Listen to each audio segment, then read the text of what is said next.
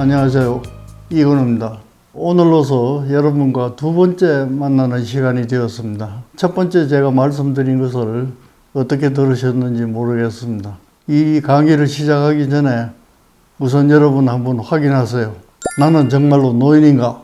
노인이긴 하지만 내 마음속에는 철든 청년이 있다. 이 확인을 한 번 더 해보세요. 그러면 제가 두 번째로 말씀드리는 이 강의를 더 쉽게 여러분들이 이해를 하실 수가 있을 것 같아서 먼저 한번 외쳐보라는 얘기입니다. 오늘 말씀드릴 것은 부모-자녀 관계예요. 우리가 자녀를 낳아서 다 길러서 지금은 이제 성년이 돼서 뿔뿔이 흩어졌잖아요. 그런데 이제 한간에 이래 떠도는 SNS에 뭐 여러 가지 우스갯소리라든지 이런 걸 보면은 내용이 뭐냐면 이사를 갈 때 자동차 조수석에 일찍 올라 앉았어야 된다. 그걸 안 타고 앉았으면 이삿짐 싣고 자기들만 간대요. 버려두고. 그런데 실제로 친척 형님이 한 분 계시는데 이분은 90대 중반이에요. 자식이 셋이에요. 그 자식 농사를 잘 지었습니다. 어떻게든지 이제 교육을 잘 시켜서 제 몫을 제가 하도록 해야 되겠다. 젊을 때부터 이제 그런 생각을 해서 모두 미국 유학을 보냈어요. 그 미국 유학 가서 한 사람은 이제 부동산으로 이제 성공을 했고, 둘째는 또 이제 유수한 회사에 들어가서 성공을 했고, 셋째는 대학교의 총장으로 있어요. 그러니까 자식 농사 그만하면 잘 지은 거 아니냐? 그 잘 지어놓은 농사들이 아버지를 초청해가지고 미국으로 모시고 갔어요. 그래서 잘 살았어요. 잘 살았는데 형수님이 이제 80세가 넘고 이러니까 만년은 고향에 가서 살고 싶다. 이렇게 된 거예요.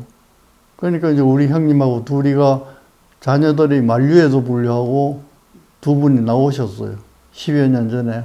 나오셔가지고 고향에서 사시다가 형수가 먼저 돌아가셔 버렸어. 그러니까 혼자 남았잖아요. 혼자 남으니까 이제 그 미국에 있던 셋이 와가지고 이제 장례식도 치르고 다 했는데 미국에 같이 갑시다. 그러니까 형님이 안 따라가려고 하는 거예요.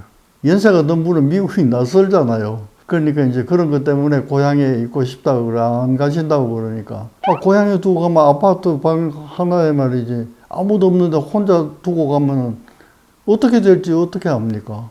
그러니까 이제 이 효자들이 연연을 해가지고 기왕 혼자 있을 것 같으면은 시니어 타워 같은데 이제 근사한 데다가 모시면은 거기는 도와주는 사람도 많고 그러니까 훨씬 낫지 않겠는가? 이건 바른 생각이죠. 연세가 들면 뭐 치매가 걸릴 수도 있고 치매가 아니라도 기억이 왔다 갔다 하니까 또 어떤 일을 또 저질 수도 있잖아요. 코드 같은 걸 잘못 뽑아서 뭐 불도 내기도 하고 막 그런데 그게 불안하니까 이제 강남에 있는 이제 아주 좋은 타워에다가 모셨어요. 모셨는데 이제 그게 형님한테는 굉장히 섭섭했던가 봐요. 그러니까 내가 이제 전화를 하면은 할 때마다 하는 말씀이 있어요. 자식은 품 안에 있을 때 자식이다. 절대로 애들 말 믿으면 안 된다. 그래서 자기를 버리고 갔다는 생각을 갖는 거예요. 사실은 그게 버리고 간 게 아니잖아요. 그 상황에서는 최선의 방법을 선택해서 하신 거예요. 한 거예요, 자녀들이. 그러니까 그걸 가만히 보니까 얼마나 이게 마음에 정서적으로 받아들이지 못하면 그런 얘기를 할까. 내 친구들도 가만히 보면 말이죠. 두 가지 타입이 있어요. 하나는 정말로 품 안의 자식이다 하는 것을 인정하고 18살만 되면 딱 끊어요. 그때까지 이제 어떻게 독립하는가 하는 것을 가르치는 거예요. 어릴 때부터 이제 18살 되면 그만이다. 이제 이렇게 가르친 친구도 있고 다른 친구들은 어떻게든 쟤들한테 뭘 물려줘야 되겠는데 그래서 돈을 막 장만해가지고 걔를 주려고 애를 쓰는 내 친구들도 있어요. 근데 이 두 가지 중에 어느 것이 옳을까를 내가 생각해 보면 좀 지금은 여러분들께 야박하게 들릴지 몰라도 18살에 끊는 게 좋을 것 같아요. 그러니까 품 안의 자식이다 하는 말을 굳게 우리가 믿고 지금이라도 늦지 않으니까 자식을 객관적으로 대할 수 있다면 훨씬 즐거운 노년을 보낼 수 있지 않을까 이런 생각을 합니다. 이런 말씀을 드려도 자식에게 뭔가 주어야 되겠다고 이렇게 습관화된 분은 그걸 쉽게 놓지를 못해요. 막 그런 줄은 알지만은 그래도 한번 노력해 보시라고 제가 말씀드리는 건데, 내가 한 가지 예를 들면은 대학교 때 본 영화인데, 대학 때 본 거니까 1950년대예요. 제목은 잊어버렸는데 어머니가 부엌에서 저녁을 차리고 있어요. 아들이 뒤에 가서 이렇게 허그를 해요. 엄마, 나 내일 집 나가. 이런다고요. 그래서 난 깜짝 놀랐어요. 우리나라 같으면 어떻겠어요? 그때 같으면 어림없는 얘기요. 가출이잖아, 가출. 그걸 누가 용납할 부모가 있겠어요? 무슨 소리야? 이럴 건데. 그 화면에는 어머니가 너무 담담해요. 너 벌써 그 나이가 됐니? 엄마는 몰랐다. 그러고 나더니 하는 얘기가 내일 아침에 아빠한테 얘기해라. 너무 쿨하잖아요, 이게. 나는 그때 이해를 못했어요. 저런 엄마도 다 있나? 그렇게 생각했어요. 내가 만일 우리 부모한테 집 나가요 해서 뭐 내가 매 맞았을지도 모르겠다는 그런 생각도 해봤습니다. 그런데 아침에 아침상을 받아놓고 아들이 이 얘기를 해요. 아빠, 나 집 나가요, 오늘. 그러니까 이제 아버지도 담담하더라고요.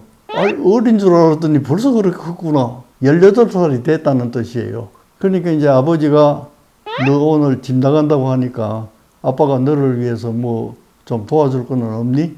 아들이 만일 집 나갈 때 여러분들이 그 말씀을 하셨다고 해봅시다.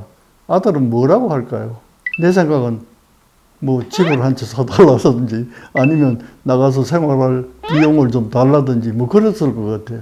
그런데 아들이 하는 얘기가 아무것도 필요 없습니다. 그것도 너무 쿨한 거예요. 이해할 수가 없었어요. 또 미국에 간 친구들이 많아요. 그때는 이제 뭐 이런 인터넷이 없었기 때문에 나한테 이제 장문의 편지를 써가지고 상담의 핵심은 뭐냐 하면은 18살이 됐으니까 자기 마음대로 나가겠다는 거예요. 우리 정서로는 안 되지만은, 그래, 나가라. 아빠, 나가면 내가 그 집 거처할 데가 없으니까 집을 하나 마련해 달라죠. 그런데 집 사내라, 경비 내라, 이거는 한국식이에요, 한국식. 그러니까 부모도 헷갈리는 거예요. 자, 미국식으로 해줘야 될까? 한국식으로, 한국 정서에 따라서 뭘 줘야 될까? 이걸 고민하면서 나한테 상담을 한 거예요. 그러니까 나도 이제 한 발 물러서서 친구를 보는 입장이니까 18세 그 문화에 적응해야 된다고 내가 충고를 드렸어요. 그래도 뭐 좀 준 사람도 있고 또 그렇게 한 사람도 있고 그래요. 그러나 내가 만일 그렇게 닥쳤더라면 나도 그렇게 어디다 상담을 했을 것 같아요. 그게 부정이에요. 모정이고. 자, 지금이라도 우리가 자녀는 품 하나의 자녀다. 이것을 명심하시고 지금까지 습관이 안 되신 분은 그래도 조금 한번 시도를 해보세요. 그거는 자녀를 독립시키는데도 도움이 돼요. 항상 의존적으로 키워버리면 혼자 살아갈 힘이 없는 거예요. 아버지가 뭐 천년만년 살 것도 아니잖아요. 그러니까 지금이라도 늦지 않으니까 조금씩 이렇게 야금야금 독립시키는 품 하나의 자식이라고 인정하는 그걸 한번 해보시면 어떨까. 오늘의 말씀은 품 하나의 자식은 18살이다. 이 말씀을 제가 드리고자 했습니다. 다음 시간에는 여러분들과 세 번째 만나는 시간인데 신혼생활을 한번 해보세요. 이런 주제로 제가 말씀을 드리겠습니다. 좋아요 또 눌러주시고 구독도 많이 해주시기를 부탁드리겠습니다.